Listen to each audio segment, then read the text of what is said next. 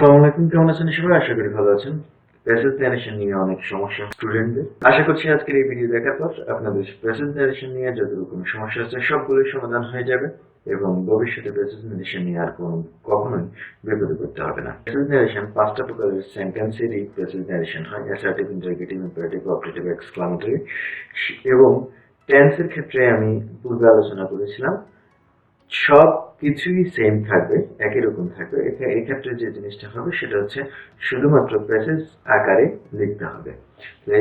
Direct narration থেকে indirect narration অথবা direct speech থেকে ইনডিরেক্ট স্পিচে পরিবর্তনের জন্য যতগুলো পূর্বের রুলস ছিল তা অবশ্যই থাকবে এবং সাথে আরো কিছু যোগ হবে।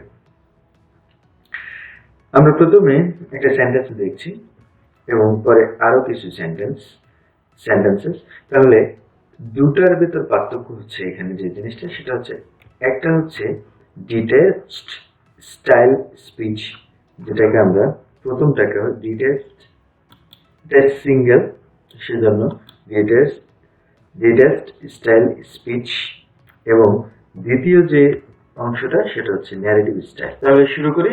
এক্ষেত্রে একটা জিনিস মনে রাখতে হবে, said mother is the best blessing of Allah. When a speech is described with a single reporting verb and a single reported speech is called detached speech. মানে সিঙ্গেল যেটা সেটাকে আমরা detached স্পিচ বলবো। আর যে সেন্টেন্সগুলো অনেকগুলো সেন্টেন্স থাকবে এবং অনেকগুলো রিপোর্টিং ভার্ব থাকবে সেটাকে আমরা ন্যারেটিভ স্টাইল অফ স্পিচ বলবো। I said to the boy, will you come to my house tomorrow? Will you come to my house tomorrow? আমরা এখানে একটা জিনিস খেয়াল করছি, সেটা হচ্ছে রিপোর্টিং ভার্ব। এখানে রিপোর্টিং ভার্বটা প্রথম সেন্টেন্সের প্রথমে অথবা সেন্টেন্সের শেষে যেখানেই থাকুক, যখন আমরা এটাকে ইনডিরেক্ট ন্যারেশনে পরিবর্তন করব, রিপোর্টিং ভার্বটা সবসময় সেন্টেন্সের শুরুতে হবে। তাহলে প্রথম যে সেন্টেন্স সেটা হচ্ছে I said to the boy, same জিনিস, I asked the boy, I said to the boy, will you come to my house tomorrow? Will you come to my house tomorrow? একই জিনিস। তাহলে ইন্টারোগেটিভ সেন্টেন্স এটা হচ্ছে yes no question দ্বারা। সেক্ষেত্রে আমরা indirect ন্যারেশনে পরিবর্তন করার সময় অবশ্যই আনবো এবং সাবজেক্ট, যেহেতু আমি বলছি সেকেন্ড পারসন পরিবর্তিত হয় অবজেক্ট অনুসারে। দা বয় হচ্ছে he would come to my house first person অনুসারে পরিবর্তন হয়। তাহলে মাই হাউস যদি টুমরো থাকে দ্য নেক্সট ডে। এখানে মূল যে জিনিসটা সেটা হচ্ছে রিপোর্টিং ভার্বটা যেখানেই থাকুক ডিরেক্ট ন্যারেশনে, ইনডিরেক্ট ন্যারেশনে সবসময় রিপোর্টিং ভার্বটার সামনে থাকবে। এখানে reporting verb is at the beginning of the indirect speech. নোটটা সে একই কথা বলা হয়েছে। এবার আসি কিছু ডিরেক্ট ন্যারেশন থেকে ইনডিরেক্ট ন্যারেশনে পরিবর্তন করার সময় কিছু ওয়ার্ড আছে, সেই ওয়ার্ডগুলো কিভাবে পরিবর্তিত হয় আপনারা চাইলে এটা নোট নিয়ে নিতে পারেন এবং আশা করি সবাই এই জিনিসটা জানেন, তবুও আমি একবার আলোচনা করে দিচ্ছি।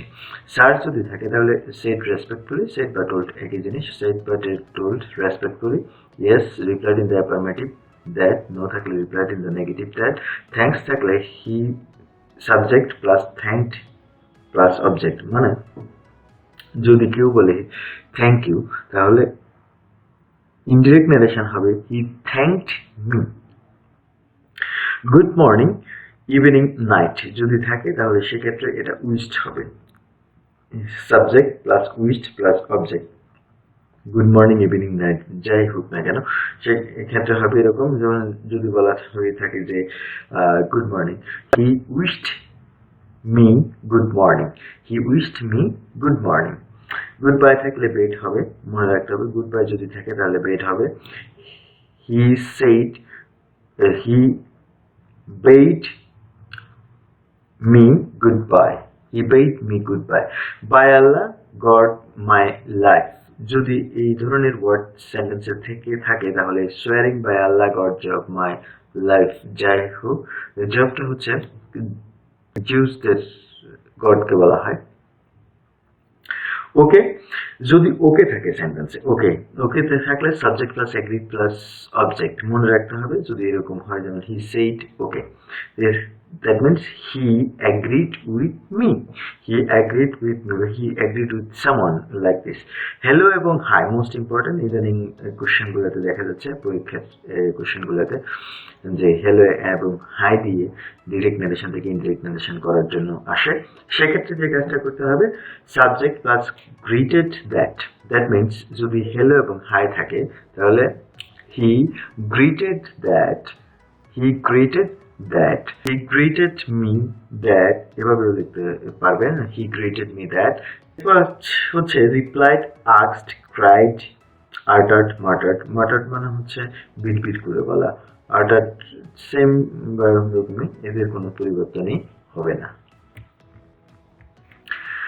প্রেজেন্টেশন শুরু, আমরা একটু ভেঙে ভেঙে করার চেষ্টা করছি। The student said to the teacher, sir may I come in, sir যদি থাকে তাহলে রেসপেক্টফুলি, তাহলে the student asked the teacher respectfully, যেহেতু may I come in sir তাহলে ইফ হবে, ইফ হি মে এর পরিবর্তে might go in, come in আমাদের জন্য সে গো ইন, স্যার থাকলে respectfully. The teacher said yes come in, আশা করি এটা পারবেন।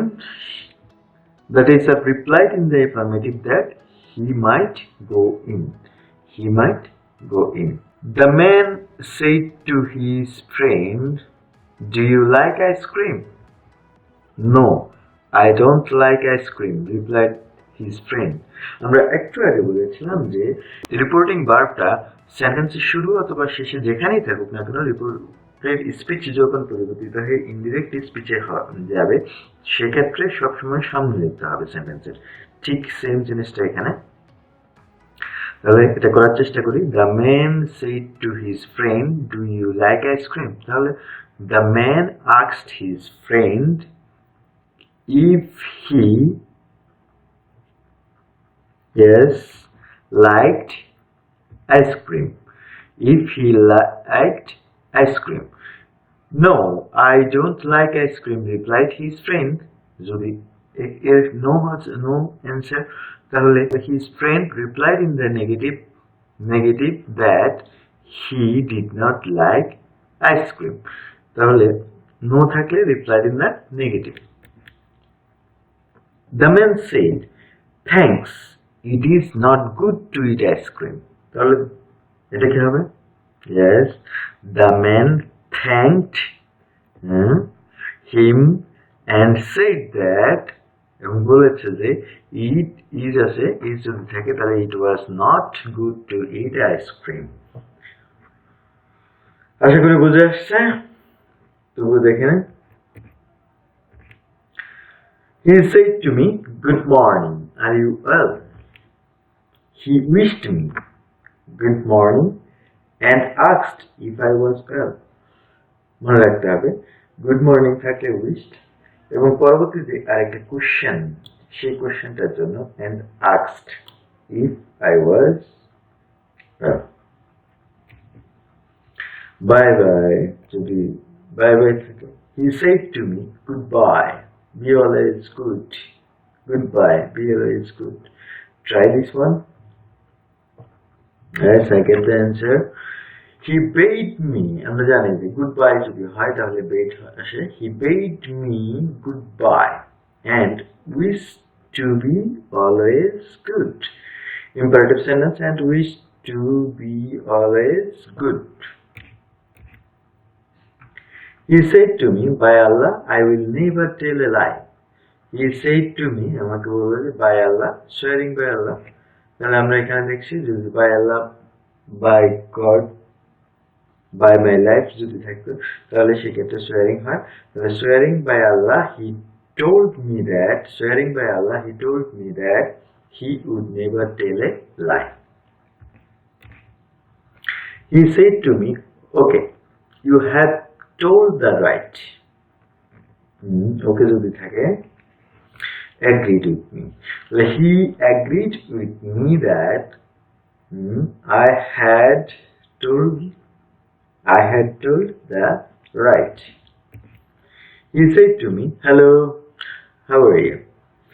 এক্ষেত্রে যে কাজটা করতে হবে, hello, how are you যদি থাকে সেক্ষেত্রে greeted. He greeted me and asked how I was. He uttered silently, I don't know it at all. Uttered মাত্র থাকলে no change.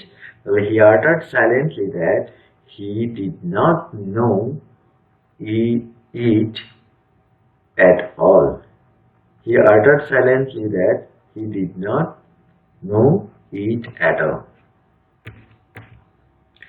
He said to me, Sabrina, do you like her very much?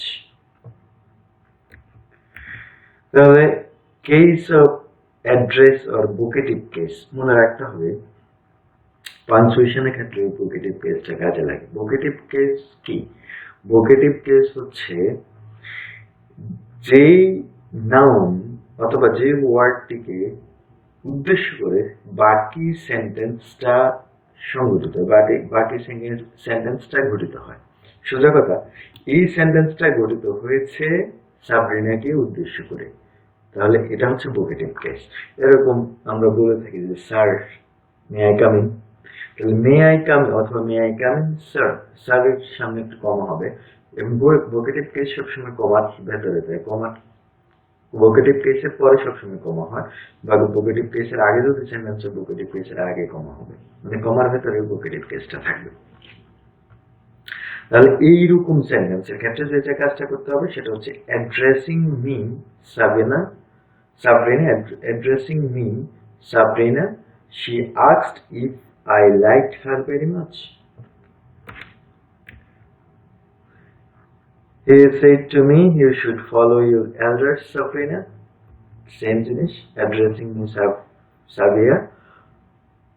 He told me that I should follow my elders. The child said to his friend, you can scratch very well. I am feeling very comfortable. Don't stop, go on. So you should try it first, then I will give the answer. Okay, I think everyone tried it. Now the answer is, the child said to his friend, first reporting verb, you can scratch very well. Well, the child told his friend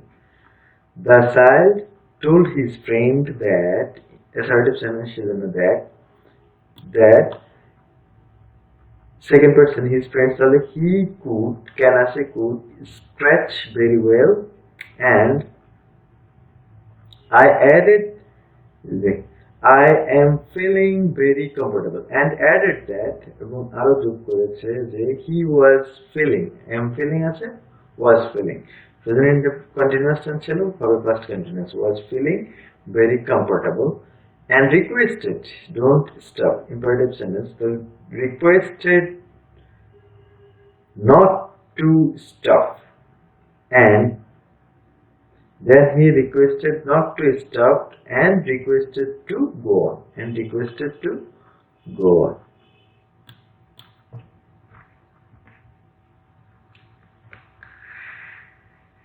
এখানে একটা note, সেটা হচ্ছে if you find assertive sentence more than one you can use he added that, he again added that, he also added that, further he added that, plus indirect from of the reported speech.